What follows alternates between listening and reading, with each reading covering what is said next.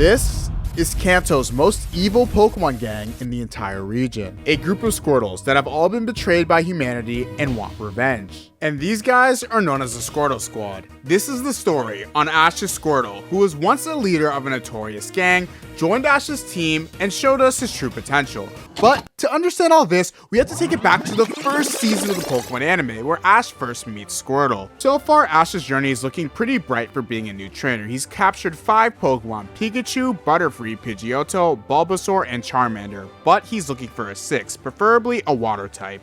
While the gang is roaming through a route, they end up falling for a trap and falling into a hole, and right above them they see a group of Squirtles. Ash gets out of the hole and realizes that they're all Squirtles and says that he actually wants to catch one on his team since he will be able to beat Gary if he had his own Blastoise. Ash sends out Pikachu to deal with them, and Pikachu completely one-shots one of the Squirtles, and the leader of the Squirtle Squad ends up having a stare down with Pikachu and makes the executive decision to run away. Officer Jenny pulls up because of all the commotion, and once the gang tells Officer Jenny their story, she lets them all know that this is a group of Squirtles known as the Squirtle Squad. They go around vandalizing, terrorizing, and just being a complete pain in the ass for everybody because they were abandoned by their original trainers many years ago. And not to be rude, but what is up with the Kanto region? Because so far, a bunch of Pokemon have been abused or abandoned by their trainers, so either nobody in the Kanto region cares about Pokemon rights, or everyone there is just plain evil. Officer Jenny proceeds to let the gang know that she actually feels kind of bad for the Squirtles. She believes if they were brought up right and treated properly by humanity, that they would have not ended up this way. And this resonates deeply with Ash, and he wants to befriend the Squirtles and hopefully bring them down on the right path. In the distance, Team Rocket for once is just chilling, and they have a picnic and they're trying to eat their food, but they get jumped by the Squirtle Squad telling them to give them all their food.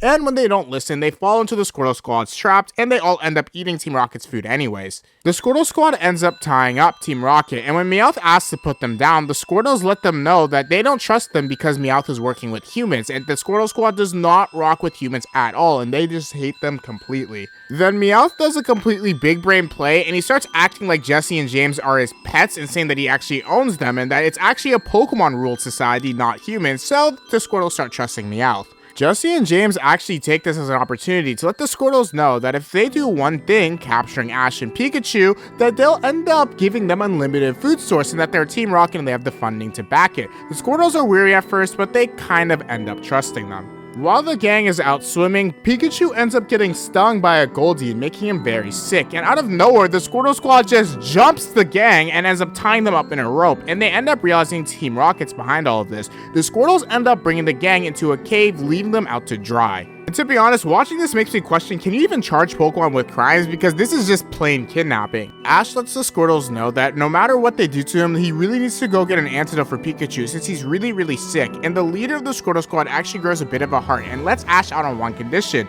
he has to come back. Ash obviously agrees to these terms since he wants to save Pikachu, and he's set to run free to get an antidote for the sick Pikachu. After roaming for a while, Ash finally finds a shop that can sell him an antidote, and when he's about to go in, Gary just slams the door on Ash's face, knocking him out cold. When Ash wakes up, he can hear Team Rocket inside the building, holding them at gunpoint to get gunpowder. And what is going on in the original season of the Pokemon anime? Because they got guns, robbings, trying to make bombs. This is a crazy season. Ash ends up getting the super potion and ends up coming back to his friends, which have all been untied by the Squirtles, and Misty lets Ash know that the Squirtle Squad actually wasn't going to do anything bad to them since they're not really evil, it's just like playing tricks. Ash ends up healing Pikachu, restoring him to a bit of health, but in the distance, Team Rocket's pulling up with bombs. They end up doing the usual, capturing Pikachu and throwing these bombs everywhere, causing a forest fire, and I think they were generally trying to kill these kids, so Squirtle and Ash end up teaming up, running through the bombs and shooting the parachute on Team Rocket's blimp, which ended up saving Pikachu, and this actually helped grow the bond between Ash and the leader of the Squirtle Squad, since the leader realized that some humans can actually be pretty nice, and some Pokemon like Meowth can be pretty evil. The forest is still on fire due to Team Rocket, and all the Squirtle Squad pulls up and ends up putting the fire out with their water. Due to their bravery of actually sticking up for the townspeople, they end up actually being loved by the town and appointed as their Squirtle Squad firefighters. The gang ends up leaving the town since everything's done, and while they're about to leave, the leader of the Squirtle Squad is still following Ash, and Ash asks him if he wants to join his team.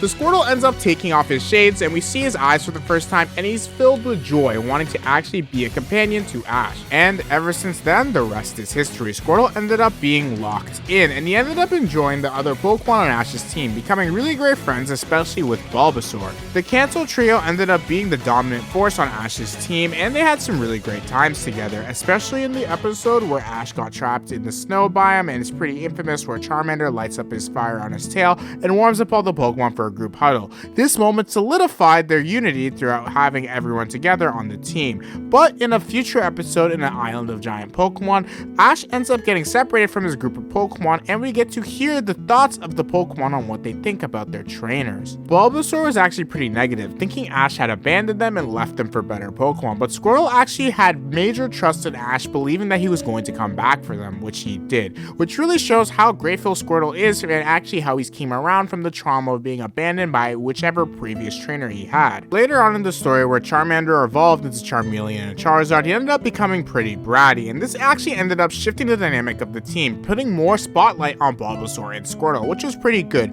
But we started to see that Squirtle was actually one of the weaker Pokemon on Ash's teams, not really winning any gym battles and only just scraping by, just being more of a comedic relief. Now, this isn't confirmed, but I think the show heavily implies it, and it's my own personal theory, I believe too, that the rest of Ash's Pokemon actually didn't want to evolve anymore after seeing how much Charizard's personality changed from the once innocent Charmander to being one of the most brattiest Pokemon and not listening to a single instruction. Because Bulbasaur never actually wanted to evolve into Venusaur, as we know from later episodes, but Squirtle actually found the transformation of Blastoise pretty cool and always admiring him, so I believe at one point Squirtle did want to turn into a Blastoise, but for the rest of the series he chooses to never evolve. As we all know, Ash actually lost the first Indigo League, and Squirtle was low-key a bum in the tournament. He fell asleep to Butterfree and really contributed not that much to the tournament, so when Ash went over to the Orange Island, Squirtle was seriously trying to find a glow-up to actually help Ash on the team, since Charizard was slowly starting to listen to Ash and he was becoming an ace, and Bulbasaur learned the move Solar Beam, so Squirtle was really falling behind, and he actually learned the move Hydro Pump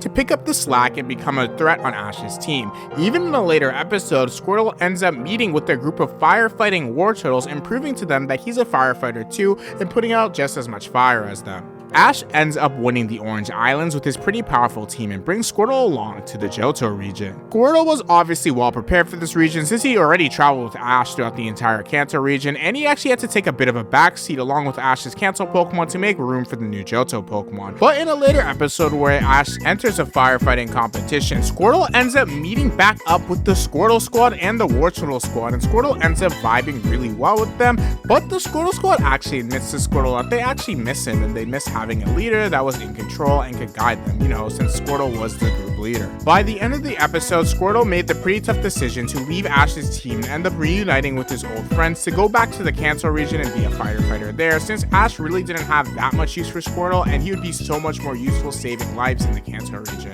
After that, Squirtle was never officially on Ash's team again, but he did make some cameos from time to time helping Ash out in the Johto Pokemon League, and we even saw him a bit throughout more series in the Pokemon anime, like in Black and White. We saw him again in the Hoenn region 2, where the gang links up with him again, and most importantly in Pokemon Journeys, where Ash traveled back to Kanto with his original team, and they end up finding Squirtle and realizing that he's gotten super popular. He's a Power Ranger type deal Squirtle, and they end up chatting and having a good time, but Squirtle is now a massive celebrity that goes around the Kanto region saving lives and being a firefighter. The Squirtle story is pretty cool since Squirtle was just a hooligan, but now he's just a world-renowned firefighter helping out a bunch of people in the Kanto region, which is a pretty good life for him.